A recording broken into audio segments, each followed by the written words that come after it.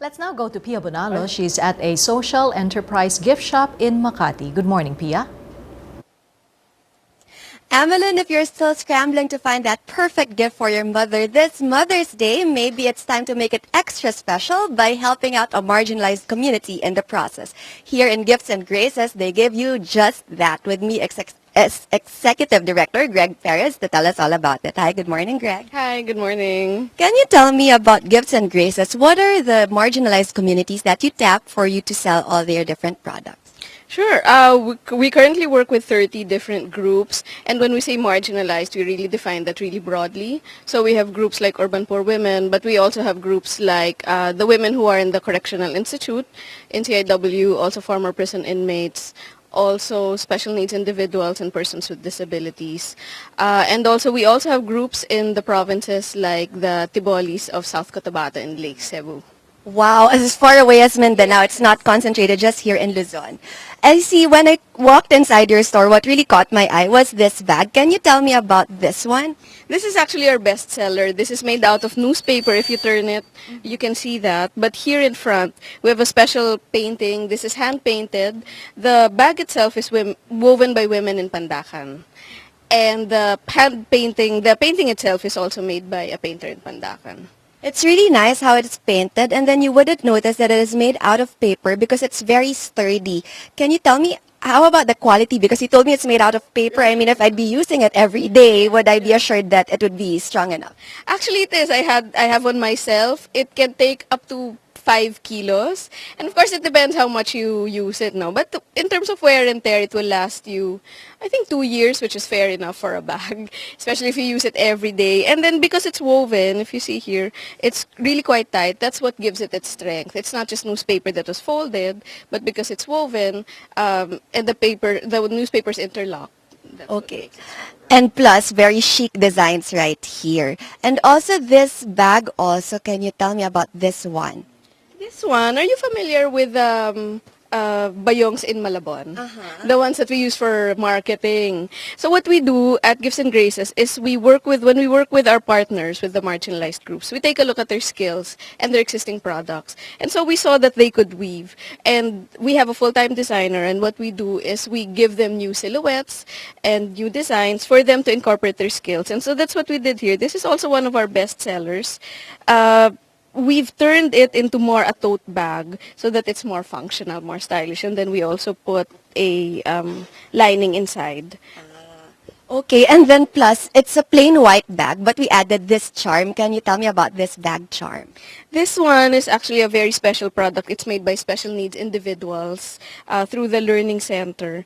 So they're not really in it to make money, for the livelihood. But this is therapeutic for them. The fact that it's repetitive actions kasi is therapeutic. So they work with their, what they call their teachers in order to do this. There are some high-functioning ones who do that, and they're also the ones who do the combinations already. So we don't say, red, blue, yellow. So we also give them the artistic freedom to do that. And then while I did say that it's not really for livelihood, they do get a stipend from it. So it helps the individuals to be more independent. Wow, and you could see like the combination of colors. It's really nice, and they thought about it. They thought about it themselves. Yeah, we're really proud of that group. And they also made these, if I could jump on ahead. These are what we call our robot charms. Okay. So it's also a bag charm, but we wanted to try out a different silhouette. And so this is a little more funky, more, crazy, show a sense of humor. We call that guy Blue Head, and we call this guy MC Hammer, well, because of the pants. Yeah, that's really cute. And then plus these clutches, it really caught my attention, the charm that it has in the middle. Can you tell me about these? So also part of what we do in terms of product development is we try to combine products from different communities, their skills. So this one is woven from scrap fabric. And so it's like this one, but with a different material. So we're also trying to do that using the same skill with different materials. And then we combined it with a brass pendant from the Tibolis. Wow, kaya makita mo talaga yung pagka-intricate ng design because it's made by the Tibulis and that's really what they're good at. And plus, of course, I'm sure a lot of mothers would love to decorate their homes. And I found it really interesting that this one is made entirely out of paper. Yes, yes. I mentioned earlier that the women of CIW are our partners and they're the ones who did this.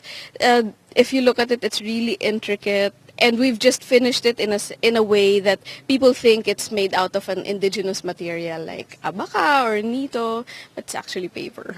And not just this one, they did not stop with the Bahay Kubo. They went as far as making a bird cage made entirely out of paper as well. Can you tell me about this one Yeah, naman? for mothers who love, just collecting bird cages. I have an aunt who's actually like that, and we kind of an inspiration for this product. This is also made out of newspaper, and then we just painted it in pink, no? So it's a little more summery. And this idea actually came from one of our clients. So what we do is we also customize.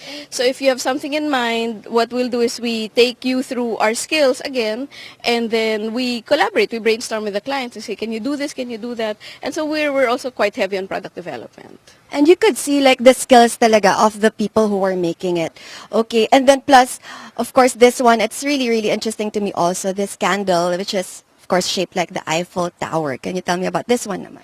This is actually a great gift for those who have been to Paris and who have fallen in love with Paris. Yeah. One of our directors gave this to her son who had his honeymoon in Paris. Wow. Yeah. Okay, and then last but not the least, this one I found really, really cute yung for the pillowcases with all these mga signs, but these are actually made of Floor sacks. Okay. So about 50% of our products are upcycled. So we take waste material and try to find different ways to do that. This was made by a women's group in Malabon also. Yes. Okay, great. Thank you so much, Ms. Greg, for sharing all of these for us this morning. Thanks so much for featuring us also. Yes, thank you. So to those of you who are still stuck on thinking that great Mother's Day idea, maybe it's time for you to check out Gifts and Graces. Amelin? Thank you, Pia.